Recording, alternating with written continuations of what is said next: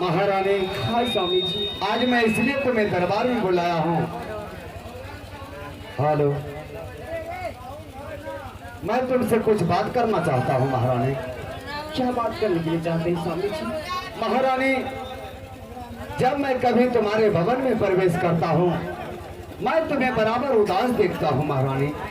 14 कोस का राज सोनागर भवन, सर सिपाही नौड़ी बांधी, कोई बात का कमी नहीं है, फिर भी तुम उदास क्यों रहती हो महारानी? स्वामी जी, उदास क्यों नहीं रहेंगे स्वामी जी?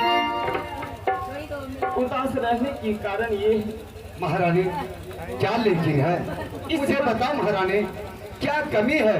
अभी मैं लटपट सिंह को भेज कर वह कमी को पूरा करूंगा। बता महारानी।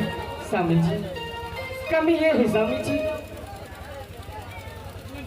इस महल में एक भी पुत्र और एक भी पुत्री नहीं। मैं पुत्र के कारण दिन रात सोचती रहती,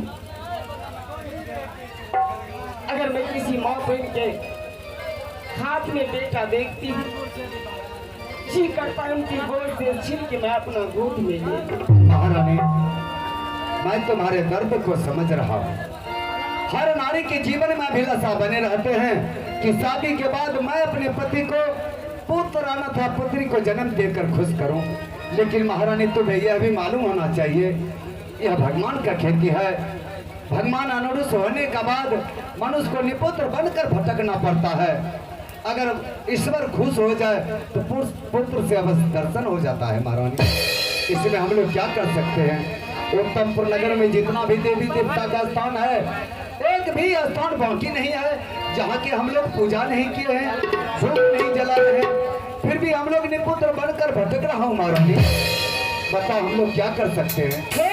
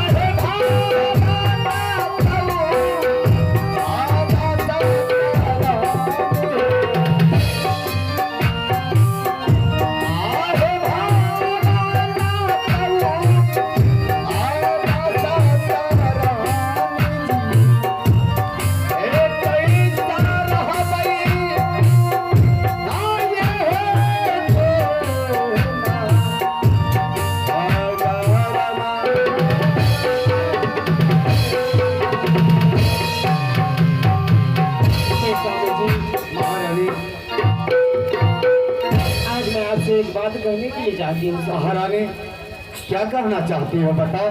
स्वामी जी मैं यही कहने के लिए चाहती हूँ स्वामी जी, अब ऐसा लगता है तीसरा पन से चौथा पन बीतने जा रही है। अब मैं पुत्रवती कभी नहीं कहलाऊंगी महारानी। इसीलिए स्वामी जी आप एक दूसरी शादी कर लीजिए स्वामी जी। क्या?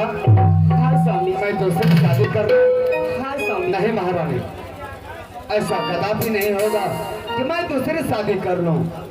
हाँ महारानी, शायद तुम्हें मालूम नहीं है, जिस घर में दो नारी रहते हैं झंझट का जर रपा जाता है, बराबर उस घर में झंझट होता रहता है महारानी।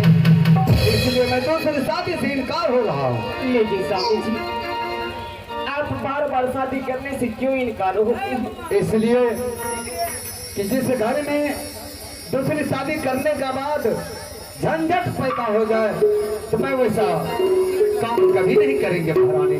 आधा उम्र हम लोग पुत्र बन समय को बिता दिया हूँ, आधा उम्र बच गया है, इसी तरह हम लोग समय को बिता देंगे महारानी।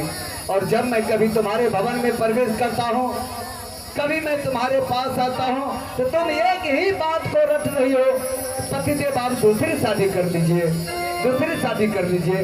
मैं एक बात कह दिया, मैं दूसरी शादी नहीं करेंगे। स्वामी जी अगर दूसरी शादी कर लेते हैं, अगर इस महल में छोटी बहनी आएंगे, अगर उनकी कोख से एक भी पुत्र या एक भी पुत्री देंगे तो कम से कम मैं भी माँ वाली कहलाऊंगी स्वामी जी। कहना तुम्हारी सही है महारानी, लेकिन मैं ऐसा कदापि नहीं करूंगा, इसलिए मैं तुम्हारे पास नहीं आता हूँ। लो मैं जा रहा हूँ। रुक जाइए स्वामी। इसलिए कि तुम दूसरी शादी अपनी जुबान से भूल नहीं रही हो, इसलिए मैं तुम्हारे पास आने से मैं इनकार हो रहा हूँ। रुक जाओ, मैं जा रहा हूँ। स्वामी जी हे ईश्वर अब मैं क्या करूँ? स्वामी जी को दूसरी शादी करने के लिए, लेकिन वो मेरी बात नहीं मानती।